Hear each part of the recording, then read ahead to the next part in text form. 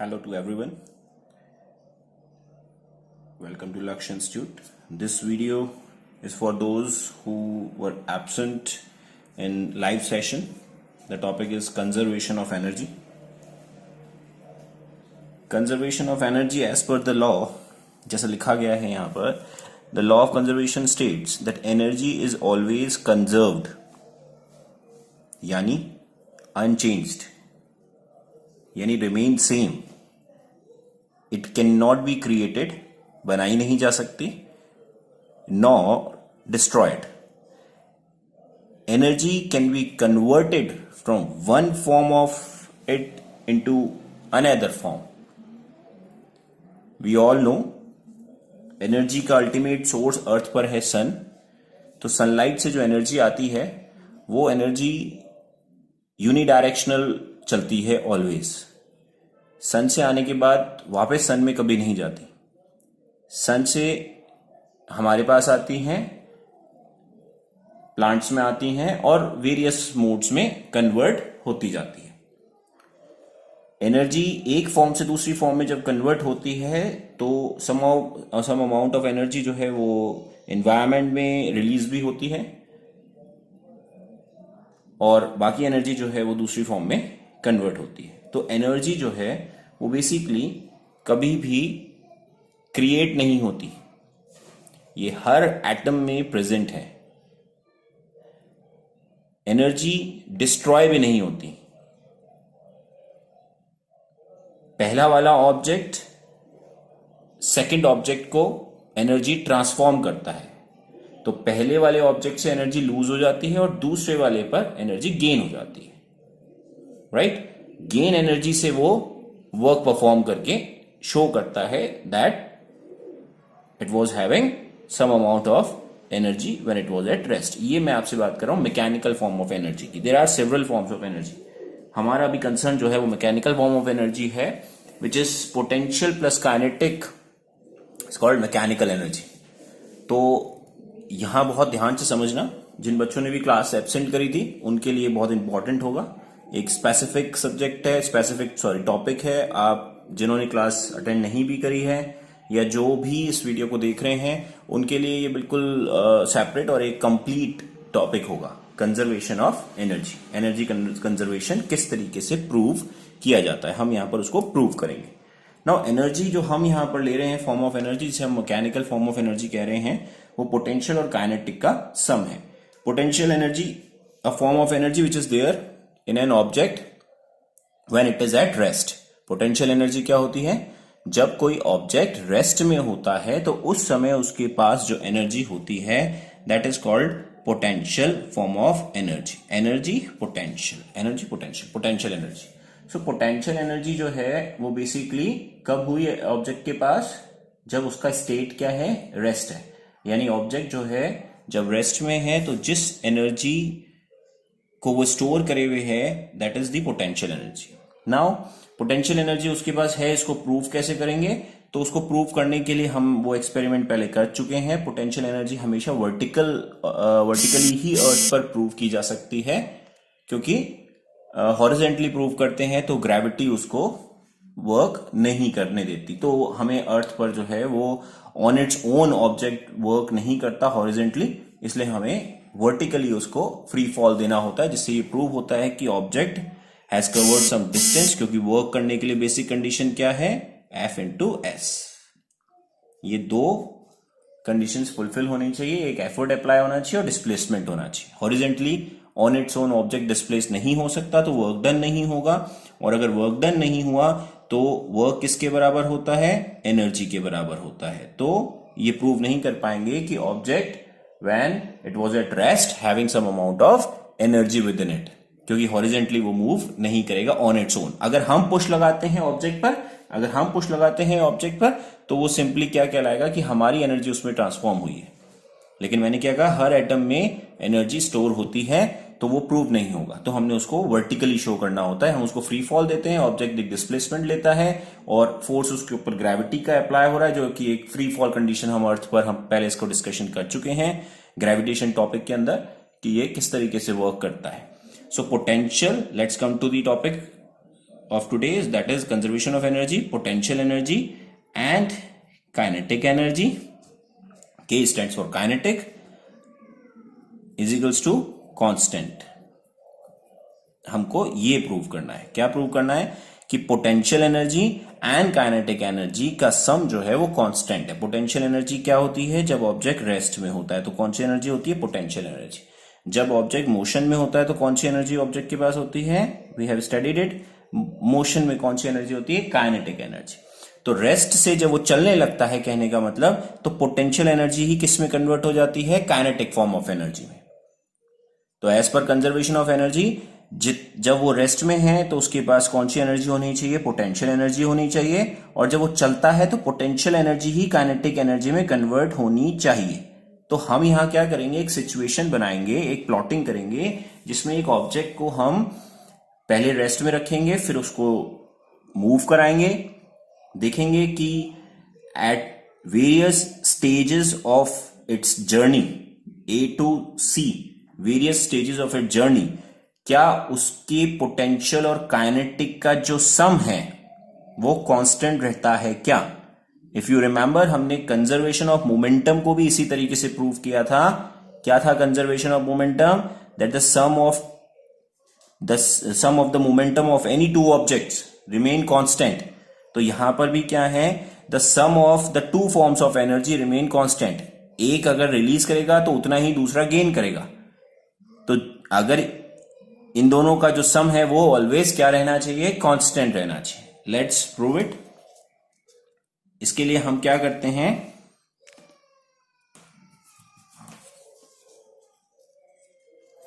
हमने एक vertical situation place करनी है.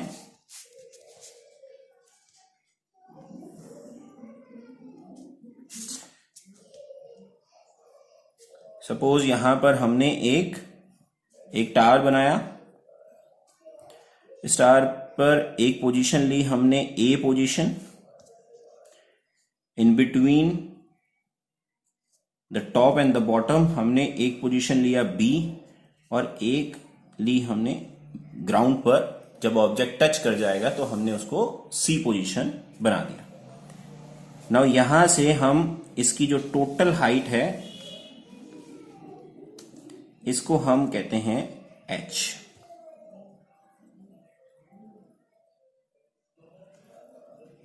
ठीक है, इसको हम क्या बोल देते हैं? h. ए टू बी की जो डिस्टेंस है उसको अगर हम x बता दें तो बी टू सी का जो डिस्टेंस आएगा उसको हम क्या बोल सकते हैं? h minus x. क्योंकि क्या है? h क्या है? पूरी बिल्डिंग की कंप्लीट हाइट है. तो अगर a टू c कितनी हाइट हो गई? h. और a टू b कितनी हो गई? x. तो अगर हम टोटल में से, टोटल a टू c में से, ध्यान से देखिए, a टू c में से अगर हम ab को सब्ट्रैक्ट कर दें विच इज x, और टोटल कितना है? h. यानी h में से अगर हम a टू b यानी x को सब्ट्रैक्ट कर दें तो रेस्ट क्या बचेगा? देखो, b टू c हाइट आ जाएगी. दैट इज वाई इसकी हाइट कैसे आएगी? h minus x. ठीक है, ओके. नाउ अब हम वेरियस स्टेजेस पे देखेंगे कि कंजर्वेशन बना रहता है क्या. दोनों का जो भी सम है at the starting of a journey, दोनों ही एनर्जी का जो सम है, जितना एट पॉइंट ए आ रहा है उतना ही अगर बी पे आता है और सेम सी पे आता है तो through out the journey energy का कंजर्वेशन मेंटेन रहा. तो वहां प्रूव हो जाएगा कि लॉ अपने आप में सही है. नाउ हमने सबसे पहले शुरू कहां से करना है? At point A. हम सबसे पहले कहां से लेंगे? At point A. Now A point पर हम क्या निकालेंगे? सबसे पहले पोटेंशियल एनर्जी. पोटेंशियल एनर्जी का फॉर्मूला क्या होता है? mgh. ये हमने स्टडी कर लिया है. नाउ m कांस्टेंट है. ऑब्जेक्ट का जो मास है वो यहां पर जो बताया गया है वो हम नोट कर लेंगे. ग्रेविटी कांस्टेंट है. एंड एनर्जी मैं आपको फिर भी एक बार बता देता हूं, एनर्जी किसके बराबर होती है? वर्क डन के। एनर्जी किसके बराबर होती है? वर्क डन के। यहां देखिए आप, सो एनर्जी, पोटेंशियल एनर्जी किसके बराबर होगी? वर्क के। वर्क का फॉर्मूला क्या है भाई? F into S. Potential energy vertically show हो रही है यहां पर, तो F क्या है? mg हो जाएगा, और S क्या है? h हो जाएगा, हाइट के बराबर हो जाएगा। तो वर्क कितना हो जाएगा भाई? mgh हो जाएगा, और यही क्या हो जाएगा इसका? पोटेंशियल एनर्जी, क्योंकि दोनों एक दूसरे के पैरेलल होते हैं, ये तो आपको पता ही है। तो mgh, राइट। तो पोटेंशियल एनर्जी का मतलब है कि आप कितना काम कर सकते हैं। पोटेंशियल एनर्जी, आपने अभी वर्क शुरू नहीं करा है। वर्क किसको कह रहा हूं मैं? F इंटू एस को। वर्क किसको कह रहा हूं मैं? F इंटू एस को। ना तो फोर्स अप्लाई हुई है, ना डिस्प्लेसमेंट आया है, ठीक है। तो पोटेंशियलिटी क्या होती है? फ्यूचर अजम्पशन, आपकी capability of doing work. Capability of doing work, ध्यान से सुनिएगा, कैपेबिलिटी ऑफ डूइंग वर्क, कि आप कितना काम कर सकते हैं। यानी मैंने आपसे एक पर्टिकुलर वेट है, उसको लिफ्ट करने को कहा है, तो आप एकदम से क्या बोलते हैं? I have the potential to carry it. तो आप क्या बोल रहे हैं? I have the potential to carry it, यानी आप क्या कर सकते हैं? उसको कैरी कर सकते हैं। इसका मतलब क्या हुआ? कि आप में उतनी पोटेंशियल है। ये आपने कब बताया? काम करने से पहले। सो हम यहां क्या देखेंगे? उसकी पोटेंशियलिटी कितनी है। तो उसकी पोटेंशियलिटी कितनी है? mgh फॉर्मूला है, m mass constant, g constant, s किसके बराबर, h किसके बराबर होता है भाई? डिस्प्लेसमेंट के। तो वो ऑब्जेक्ट कितना डिस्प्लेस हो सकता है, दिस इज द पॉइंट। कितना डिस्प्लेस हो सकता है यहां खड़े होकर, दैट इज इट्स पोटेंशियलिटी। तो यहां से ऑब्जेक्ट को जब फ्री फॉल देंगे तो वो कितना डिस्प्लेस हो सकता है भाई? ए से लेकर मैक्सिमम कहां तक आ सकता है? नीचे तक।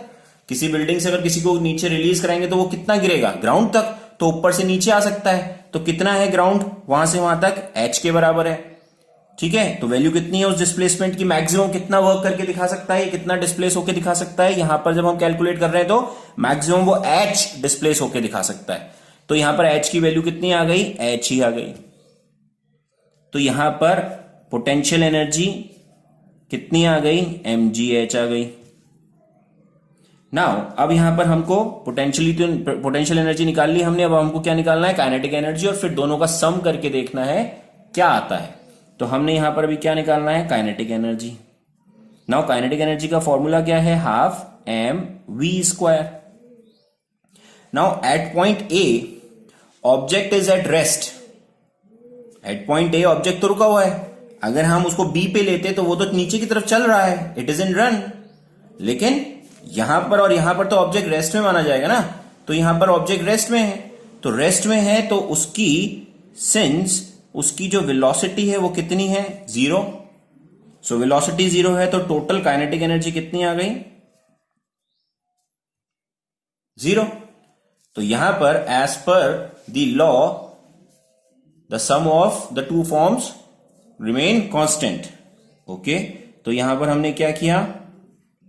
फॉर्मूला ले लेते हैं जिससे प्रूव होगा, राइट। तो पोटेंशियल एनर्जी कितनी आ रही है? ये रही potential energy, mgh plus kinetic कितनी आ रही है? 0। यानी इस समय ऑब्जेक्ट के पास काइनेटिक एनर्जी नहीं है, क्योंकि काइनेटिक एनर्जी क्या होती है? When the object is in run, लिखा हुआ है यहां पर। तो ये रन में है ही नहीं, मोशन में है ही नहीं, तो रेस्ट में है, ठीक है। तो यहां पर इन दोनों का सम कितना आया भाई? mgh। अगर आप ध्यान से देखें तो यहां पर पोटेंशियल एनर्जी मैक्सिमम है और काइनेटिक एनर्जी फिलहाल के लिए 0 है, लेकिन इन दोनों का सम कितना है? Whatever the potential energy is, तो mgh is the sum. Now point is, जो हमको यहां प्रूव करना है वो ये है कि throughout the journey object की whatever the sum is here should remain same throughout the journey. यहां पर इन दोनों का पोटेंशियल और काइनेटिक जो दो फॉर्म ऑफ एनर्जी है, as per conservation of energy the energy always remain conserved. So let's see कि energy जो है वो कंजर्व रहती है क्या throughout the journey. Starting में हमने चेक कर लिया कि इन दोनों का एनर्जीज का सम कितना है, पोटेंशियल एनर्जी और काइनेटिक एनर्जी का सम mgh है। तो यहां पर हमने ये प्रूव करा। नाउ अब हम नेक्स्ट देखते हैं कि जब हम ऑब्जेक्ट को यहां से रिलीज करा देंगे तो ऑब्जेक्ट फ्री फॉल लेगा और वो रन करना शुरू करेगा टूवर्ड्स द ग्राउंड। हम उसको in between the journey when it is at motion only, जब ये चल रहा है उस दौरान हम एक इमेजिनरी पॉइंट बनाएंगे एट पॉइंट बी और देखेंगे कि उस दौरान उसकी पोटेंशियल एनर्जी कितनी है और काइनेटिक एनर्जी कितनी है। अब उस समय काइनेटिक एनर्जी जीरो नहीं आएगी क्योंकि v जीरो नहीं होगा, क्योंकि ऑब्जेक्ट चल रहा है, तो काइनेटिक एनर्जी भी समथिंग आएगी। अगर काइनेटिक एनर्जी आएगी तो पोटेंशियल कितनी आती है और क्या उन दोनों का सम सेम रहता है क्या, ये हमारा कंसर्न है। तो उसको देखने के लिए हम अब देखते हैं कि एट पॉइंट बी दोनों एनर्जीज कितनी आती है। Okay, let's check it out. Now मैं आपके कन्वीनियंस के लिए सेम डायग्राम यहां पर एक बार फिर से बना देता हूं ताकि आपको समझना इजी रहेगा। यह है एट पॉइंट ए, यह है in between the journey B and यह है सी। इस बी को अपन थोड़ा बाहर बना लेते हैं, बी सी। यहां से हमने इसको टोटल हाइट को दिखाया which is h। A to B हमने कितना माना है x, B to C automatically कितना आ जाएगा h माइनस एक्स। नाउ अब हम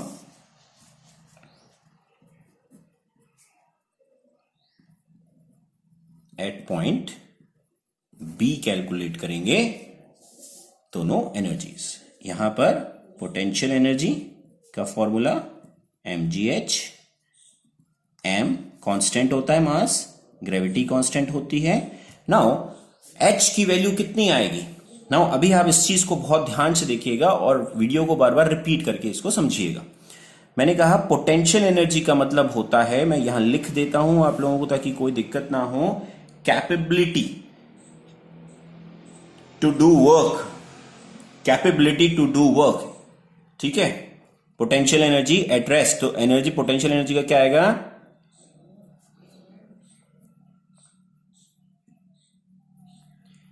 कैपेबिलिटी टू वर्क, यानी वर्क करने की कैपेसिटी या कैपेबिलिटी। तो नाउ यहां क्या आ गया, अब यहां पर आप अज्यूम करते हैं, फ्यूचर अजम्पशन लेते हैं पोटेंशियल एनर्जी में। तो एट पॉइंट बी वर्क देखेंगे तो W इजिकल्स टू क्या होता है F इंटू एस होता है, यानी mg तो आ गया F। अब नाउ S यानी वो कितना डिस्प्लेस हो सकता है, कितना डिस्प्लेस और हो सकता है, दैट इज इट्स कैपेबिलिटी। तो नाउ B पर आने के बाद वो और कितना मूव कर सकता है, B पर आने के बाद वो C तक जा सकता है। जब A पे था तो कितना कर सकता था, वो A से लेकर C तक कर सकता था। अब वो अगर B पर आप कैलकुलेट कर रहे हैं तो B पर वो कितना वर्क कर सकता है, कितना और डिस्प्लेस हो सकता है, B to C which is H minus x. तो यहां हम वैल्यू कितनी ले लेंगे H माइनस एक्स। तो यहां हमने कहा mgh माइनस mgx, ये आ गई इसका पोटेंशियल एनर्जी।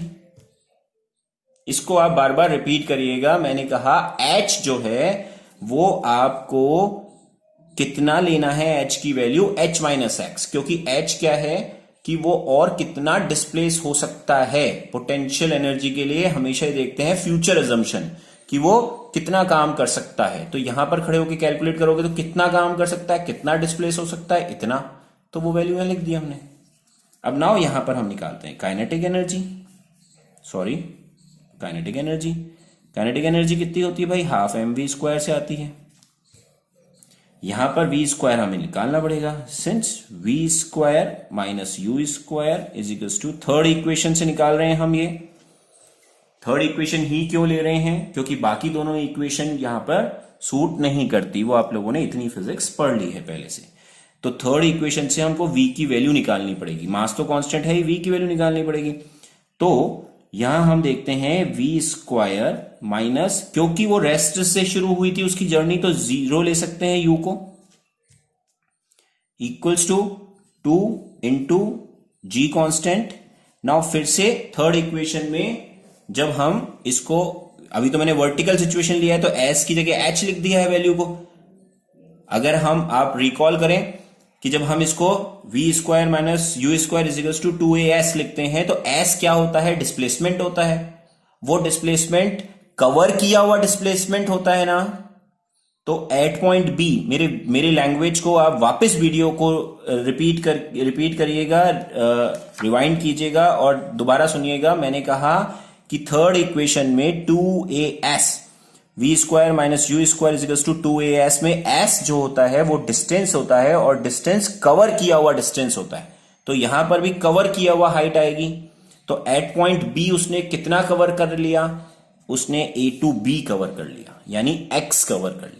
डिस्टेंस की अगर बात करें हाइट के इक्विवेलेंट, तो कितना कवर कर लिया भाई? x कवर कर लिया। तो हमने यहां पर x लिख दिया इसकी वैल्यू। सो v square minus, sorry v square 0 हटा देते हैं, इक्वल्स टू कितना आ गया? 2gx। नाउ यहां हमने इस वैल्यू को रखना है, तो हमने सेकंड को इनटू फर्स्ट इक्वेशन में रखा। तो यहां पर कितना आया? Kinetic energy is equals to half m, v square की वैल्यू कितनी आ गई? 2gx, 2 से 2 कैंसिल, तो कितना आ गया? mgx। ये आ गया काइनेटिक एनर्जी। यहां वैल्यू रखी तो 2 से 2 कैंसिल हो गया, तो कितना आ गया? mgx।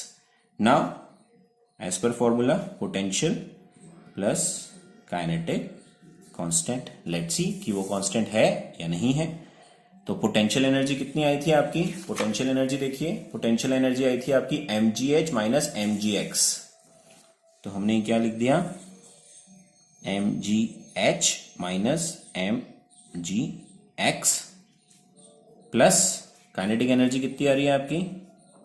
यहां आ गई काइनेटिक एनर्जी mgx mgx। ये माइनस और ये प्लस कैंसिल हो गया। तो आपका अभी भी दोनों एनर्जीज का जो सम है वो कितना आ रहा है? mgh। इसका मतलब energy in between the journey जो एट स्टार्टिंग थी, जो मैंने दूसरी शीट पे किया था, एट स्टार्टिंग यानी एट पॉइंट ए, दोनों एनर्जीज का सम कितना आ रहा था? mgh आ रहा था। जब हमने उस ऑब्जेक्ट को चलाना शुरू करा, यानी ऑब्जेक्ट की सर्टेन वेलोसिटी आई, तो काइनेटिक एनर्जी 0 होने की जगह काइनेटिक एनर्जी की सर्टेन वैल्यू आ गई, mgx आ गई। उसके बाद भी इसका मतलब क्या हुआ? एनर्जी तो आपको पता है कि एक फॉर्म से दूसरी फॉर्म में ट्रांसफर होती है। इसका मतलब पोटेंशियल एनर्जी कम हुई होगी समहाउ, तभी काइनेटिक एनर्जी गेन हुई है, क्योंकि एनर्जी एक फॉर्म से दूसरी फॉर्म में ट्रांसफर होती है सिर्फ। तो आप देख लो वही हुआ है एक्चुअली। पोटेंशियल एनर्जी पहले कितनी आ रही थी? mgh आ रही थी एट पॉइंट ए, लेकिन एट पॉइंट बी जब वो चलने लगा तो पोटेंशियल एनर्जी mgh जितनी थी उसमें से कुछ कम हो गई। कितनी कम हो गई? mgx कम हो गया। तो आप देख सकते हैं जितना कम हुआ है उतना ही काइनेटिक एनर्जी में ट्रांसफर हुआ है। इट मींस कि energy one form to another form release हो रही है। तो यहां पे क्या आ गया? वो mgx आ गया, राइट? mgx आ गया और दोनों फॉर्म ऑफ एनर्जीज का सम अभी भी स्टिल सेम है, राइट? अब हम देखते हैं एट पॉइंट सी भी यही हो रहा है, तो विल से कि यस, एनर्जी जो है वो कंजर्व है और रहती है। Okay fine. एक बार फिर से डायग्राम बनाना होगा। वीडियो थोड़ा लंबा हो गया है, बट ये आपके पूरे कंसेप्ट को अच्छी तरह आपको समझाएगा, इसलिए मैंने इसको बहुत ही स्मूथ वे में आपको एक्सप्लेन करने की कोशिश की है। Now building complete height h, बार बार उन्हीं वर्ड्स को मैं बोल रहा हूं ताकि आप लोगों को रिपीट होता जाए। ए टू बी हाइट कितनी मानी हमने x, तो ऑटोमेटिकली b से c तक की कितनी आ जाएगी, h में से x को लेस करेंगे तो ये कितना आ जाएगा, h minus x. Now at point c हमको अब क्या कैलकुलेट करना है, सबसे पहले हम कैलकुलेट करेंगे पोटेंशियल एनर्जी। फॉर्मूला होता है mgh, सो m कांस्टेंट, g कांस्टेंट। अब नाउ हम एट पॉइंट सी जब देखते हैं तो वो और कितना काम कर सकता है। मैंने आपसे कहा पोटेंशियल एनर्जी हमेशा क्या है, फ्यूचर एजम्पशन है कि वो और क्या कर सकता है। नाउ अगर वो ऑलरेडी ग्राउंड पर आ गया है तो वो और कितना चल सकता है, कितना वो और नीचे जा सकता है, नहीं जा सकता। तो एच की वैल्यू कितनी आ गई भाई, 0। तो यहां पर आपकी पोटेंशियल एनर्जी कितनी आ गई, 0। अगर कंजर्वेशन ऑफ एनर्जी को माने तो एनर्जी, अगर पोटेंशियल एनर्जी 0 हो गई है तो सारी एनर्जी काय में कन्वर्ट हो गई है, काइनेटिक में। लेट्स सी,